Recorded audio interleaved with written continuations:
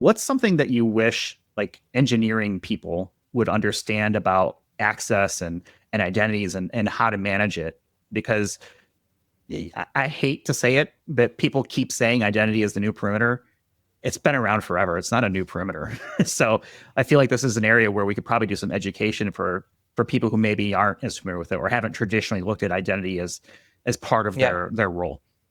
Yeah, no, absolutely. I think the biggest learning for anyone who's not in a core security function, who's not thinking about identity on a day in, day out basis, is that expediency in technical decisions ultimately always creates uh, headaches further down the line. And in many areas, this is truer than others. And identity happens to be one.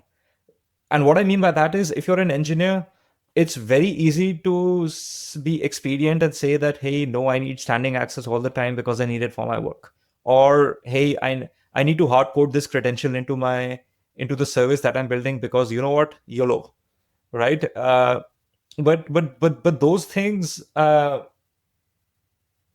never the security best practice. They always snowball over time. They almost always compound and in time become a much bigger problem than if they're addressed directly at the source. And if you have the right tools, then addressing those at the source is actually much easier than it sounds, right? So that is something that I wish the